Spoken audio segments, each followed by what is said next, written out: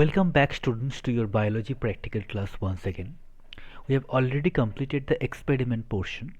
There were 6 experiments. From today we will be discussing about the spotting or the identifications.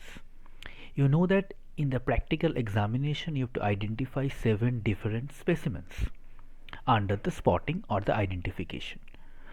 In this video I will be discussing about 3 different such spottings. The spotting 1. Objective is to study the flowers adapted to pollination by different agencies like wind, insects and birds. The first one is a maize flower. It is an Anemophilous flower or wind pollinated flower. The adaptive features are the flowers are small, colorless, odorless, nectarless. You know that in case of Anemophilous flowers, the flowers are not that much, not at all showy or colorful. So it is very reduced small. The stigmas and the anthers are exerted, means protruding out.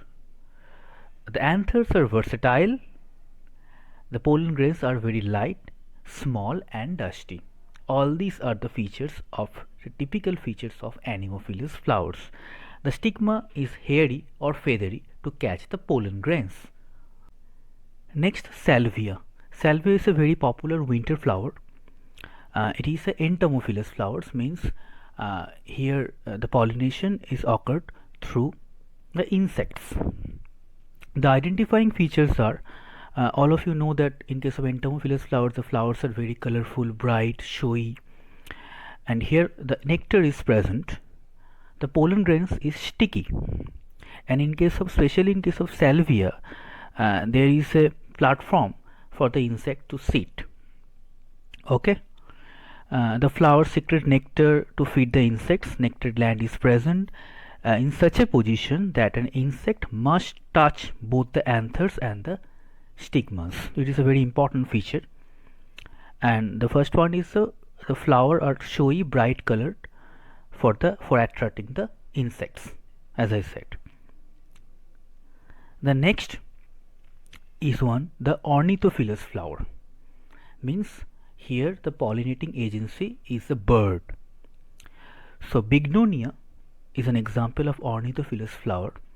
Also very common Ornithophilous flowers are shimul, polash. Here the flowers are also colorful, they're large to attract the birds, and also abundant amount of nectars are produced here. So the first one is the flowers are brightly colored. The corolla is leathery, means the petals. The third point is the flowers secrete abundant watery nectars, or they have some edible part for the birds. So these are the identifying features of Ornithophilous flower. Next is spotting 2. Here we have to study the adaptation of plants and animals found in aquatic conditions, means the hydrophytic plants and animals here we have to identify. The first one is the Hydrilla. Hydrilla is a very common aquatic plant. Aquatic means you can find it in the pond water, freshwater aquatic plant. It is a submerged hydrophyte. Okay. In case of Eichhornia or water hyacinth, it is a floating hydrophyte, whereas Hydrilla, Vallisneria, these are submerged plant. So the first point is the submerged hydrophytic plant found attached to the substratum by the adventitious root. Here in case of Hydra, the stem is very slender and you can find the leaves, very short thin leaves in holes, 3 to 8 holes. In 3 to 8 holes the leaves are present, and the whole plant body is covered with mucilage, which protects the plant from rotting. The next one is the Vallisneria, which is also a aquatic submerged plant. You can see Vallisneria, it is used in aquarium also. The distinct feature of Vallisneria is its leaf. The leaf is ribbon shaped, long, ribbon like.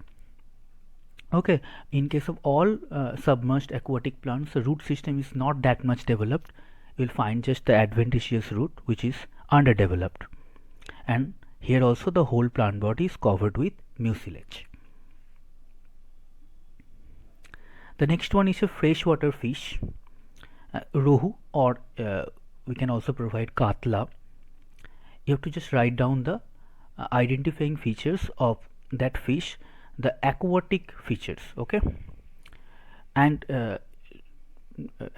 remember one thing, you will write the morphological or the external features here, okay? If you can't find any external or morphological features, then you will go for the anatomical or the physiological or the behavioral features, okay? But here we are basically observing the morphological adaptive features. So the body is compressed laterally to reduce the friction and to allow swift passage in water while swimming. You know that the fishes have a streamlined body. The next one is it possesses gills which is covered with operculum.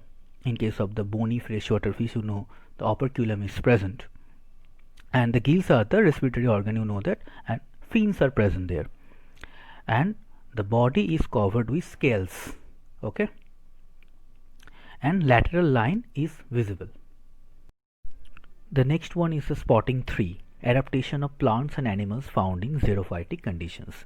Means here we will identify the plants and the animals found in the xeric or in the desert condition. The first one is Calotropis procera or Calotropis gigantica is common. The local name is Akanda. The leaves and the young branches are covered by a mealy coating along with hairs. Mealy means coarse. So coarse coating on the leaves are present. The leaves are thick and partially leathery, which is also a xerophytic feature. The plant possesses latex.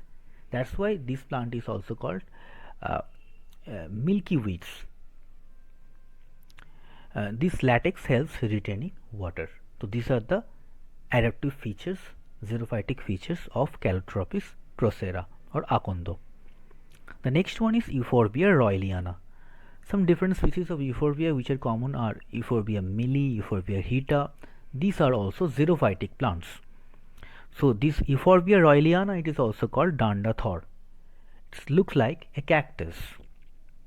It is a succulent shrubby xerophyte.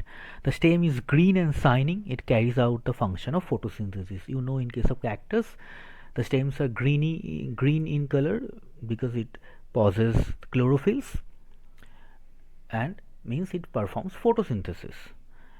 The next is the stem stores water and possesses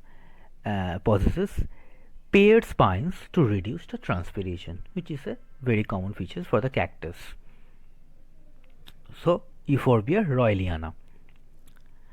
The next one is kangaroo rat. This name is given to this rodent because it jumps like kangaroo. It's a hopping or jumping pattern is similar to that of kangaroo. It is a xerocule rodent.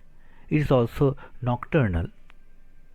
It conserves water by excreting solid urine.